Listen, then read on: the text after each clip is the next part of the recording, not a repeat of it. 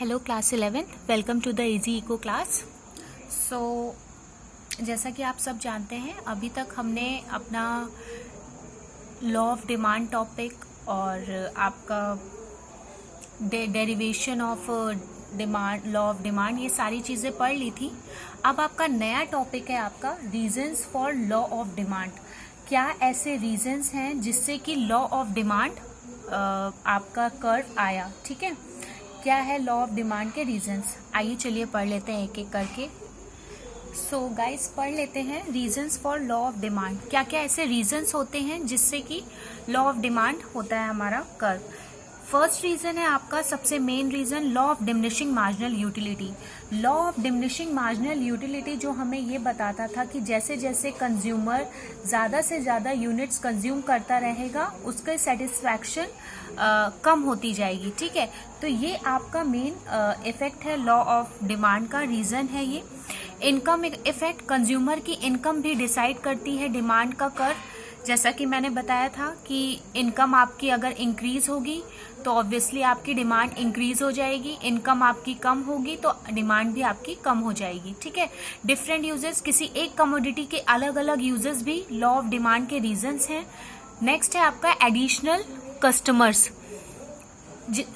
जितने ज़्यादा कस्टमर्स होंगे, मतलब ज़्यादा नंबर ऑफ कस्टमर्स या एडिशनल कस्टमर्स, ये भी एक रीज़न होता है लॉ ऑफ डिमांड का। और सब्स्टिट्यूशन इफेक्ट, हमने सब्स्टिट्यूट गुड्स पढ़े थे, उसी से ही रिलेटेड है सब्स्टिट्यूशन इफेक्ट। तो इसका भी मेन रीज़न है, ये भी मेन रीज़न है हमारे लॉ ऑफ डिमांड का। आइए चलिए एक एक करके अब हम पढ़ते हैं। सबसे पहला है हमारा law of diminishing marginal utility. Now see the law of diminishing marginal utility क्या कहता है।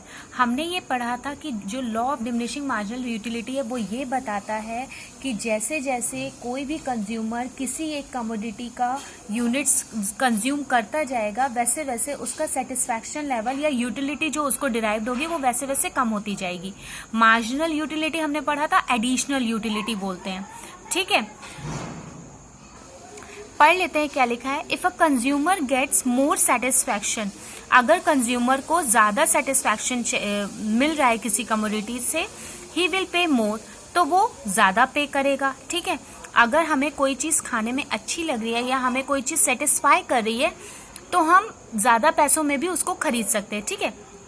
एज अ रिजल्ट क्या रिजल्ट होगा, consumer will not be prepare to pay the same price. लेकिन यहाँ पे अगर हम लॉ ऑफ डिमांड के हिसाब से सोचें तो यहाँ पे जो कंज्यूमर है वो ज्यादा पे नहीं करेगा, क्योंकि किसके लिए, एडिशनल यूनिट्स के लिए। एडिशनल यूनिट्स के लिए वो ज्यादा पे नहीं करेगा, क्योंकि हम लॉ ऑफ डिमांड के हिसाब से पढ़ रहे हैं। लॉ ऑफ डिमांड के हिसाब से हमने क्या पढ़ा था कि कंज्यूमर एक्स्ट्रा पे नहीं करेगा, तो एडिशनल यूनिट के लिए वो रेडी नहीं होगा ज्यादा पे करने के लिए। सो consumer will buy more units only when the price falls, वो तभी उस यूनिट की एडिशनल यूनिट खरीदेगा उस कमोडिटी की जब उसका प्राइस फॉल होगा। तो ये हमारा बताता है law of diminishing marginal utility के हिसाब से लॉ ऑफ डिमांड, कि ये भी एक रीजन है हमारा लॉ ऑफ डिमांड होने का, ठीक है। So law of diminishing marginal utility I hope आपको समझ में आ गया होगा। नेक्स्ट है आपका इनकम इफेक्ट। नेक्स्ट क्या है, इनकम इफेक्ट। चलिए ये पढ़ लेते हैं। Now the next is income effect. अब देखिए इनकम इफेक्ट क्या कहता है। इनकम इफेक्ट हमारा बताता है refers to the effect on demand when real income of the consumer changes due to change in price. मतलब बोला गया है ये वो इफेक्ट होता है जो कि चेंज कर देता है कंज्यूमर की डिमांड, कंज्यूमर की डिमांड को चेंज कर देता है जब कंज्यूमर की इनकम जो है वो चेंज होती है अकॉर्डिंग टू इट्स प्राइस। मतलब ऐसे समझो कि मान लो अगर मेरी इनकम बढ़ गई, ठीक है, मेरी इनकम मान लीजिए बढ़ गई, ठीक, तो मैं ज़्यादा डिमांड करूँगी ना, ठीक है। और अगर जैसे मेरी इनकम बढ़ती है, प्राइस में कोई चेंज नहीं होता है, तो मेरी डिमांड बढ़ जाएगी, ठीक।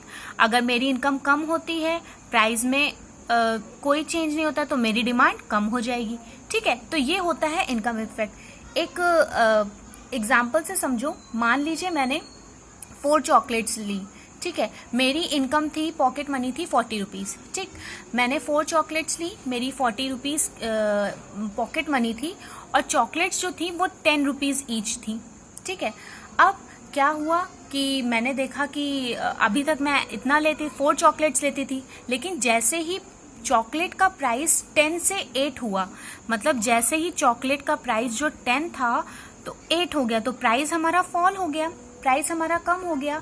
लेकिन मेरी इनकम कितनी है, मेरी अभी इनकम जो पॉकेट मनी है वो 40 रुपीज़ है। तो मैं अब जब मैं 4 चॉकलेट अभी तक लेती थी, तो जब प्राइस चेंज हो गया तो मैं अपना डिमांड बढ़ा सकती हूँ ना, मतलब अब मैं 5 चॉकलेट्स ले सकती हूँ। ठीक है, तो प्राइस के बेस पे इनकम का इफेक्ट और डिमांड का इफेक्ट यहाँ बताया गया, मतलब इनकम ली गई है हमारी और प्राइस का और डिमांड का दोनों का इफेक्ट बताया गया है। ठीक है, तो ये होता है हमारा इनकम इफेक्ट। ठीक, कि कंज्यूमर की परचेजिंग पावर बढ़ जाती है, इंक्रीज हो जाती है प्राइस के फॉल होने पे, और जब परचेजिंग पावर इंक्रीज हो जाएगी तो ऑब्वियसली हमारी डिमांड भी इंक्रीज हो जाएगी। ये था हमारा इनकम इफेक्ट। नेक्स्ट है आपका डिफरेंट यूजेस। नाउ नेक्स्ट है आपका डिफरेंट यूजेस। अब देखिए डिफरेंट यूजेस का कैसे इफेक्ट होता है, रीजन क्या है, क्यों है ये। When the price of a commodity which has different uses, कोई ऐसी कमोडिटी जिसके कई सारे यूजेस होते हैं, ठीक है, जिसको हम कई तरीके से यूज कर सकते हैं, उनका प्राइस अगर इंक्रीज होता है तो उसकी जो डिमांड होती है वो रिड्यूस हो जाती है। ठीक है, एंड वाइस वर्सा, मतलब अगर प्राइस डिक्रीज होगा तो डिमांड इंक्रीज हो जाएगी। समझो कैसे, जैसे मिल्क है। अब मान लीजिए मिल्क जो है वो अभी मुझे कम प्राइस पे मान लीजिए मिल रहा है मुझे 50 रुपीज़ kg। ठीक है, मिल्क जो है मुझे 50 रुपीज़ kg मिल रहा है, तो अभी महंगा है मेरे हिसाब से। ठीक है, तो मैंने क्या किया, मैं सिर्फ उसको पीने के लिए यूज़ करती थी कि भाई पी लेते हैं और कोई दूध की चीज़ नहीं बनाएंगे, बहुत महंगा है। बट जैसे ही मैंने देखा कि मिल्क का प्राइस जो है वो डिक्रीज हो गया, 50 से मान लीजिए 30 हो गया।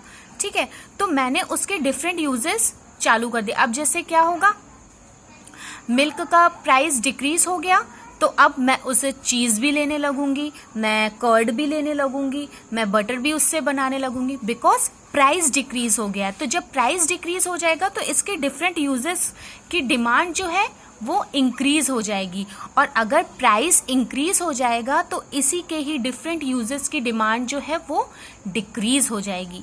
ये होता है डिफरेंट यूजेस हमारा। ठीक है, नाउ नेक्स्ट है आपका, next topic is additional customers. अब देखो एडिशनल कस्टमर्स क्या होता है। नाउ नेक्स्ट है आपका एडिशनल कस्टमर्स। अब देखिए एडिशनल कस्टमर्स क्या बताता है, इसको ऐसे समझो, मान लो जैसे गोल्ड है। ठीक है, गोल्ड का हम एग्जांपल लेते हैं। अगर गोल्ड के प्राइस यहाँ पे कम हो जाते हैं मान लीजिए, तो जो लोग पहले गोल्ड नहीं खरीद सकते थे वो अब खरीद सकते हैं गोल्ड। ठीक है, तो यहाँ पे क्या है, कस्टमर्स बढ़ जाएंगे, एडिशनल हो जाएंगे, क्योंकि ये पहले नहीं खरीद पाते थे कुछ कस्टमर्स, बट अब क्या है वो खरीद पा रहे हैं, तो हमारे एडिशनल कस्टमर्स हो गए ना। सो यहाँ पे वही लिखा हुआ है, when the price of a commodity falls, किसी भी कमोडिटी का प्राइस फॉल होता है, many new consumers who were not in a position to buy it earlier, main point, who were not in a position to buy it earlier, मतलब जो पहले उस position पे नहीं थे कि वो उस कमोडिटी को खरीद सके, due to its high price start purchasing, वो परचेज करना चालू कर देंगे, क्योंकि अब उस कमोडिटी का प्राइस फॉल हो गया है, कम हो गया है, इसीलिए हमारे एडिशनल कस्टमर्स बढ़ जाते हैं। अब जब ये खरीदने लगेंगे तो जो ऑलरेडी कस्टमर्स थे उस टाइम पे जो खरीद सकते थे वो डिमांड ज्यादा करने लगेंगे। इसी का ही वाइस वर्सा कर दो आप। ठीक है, तो ये होता है एडिशनल कस्टमर का कंसेप्ट, जो कि एक और रीजन है हमारा लॉ ऑफ डिमांड का। Now next is substitution effect. आइए पढ़ते हैं। नाउ आप समझिए सब्स्टिट्यूशन इफेक्ट क्या होता है।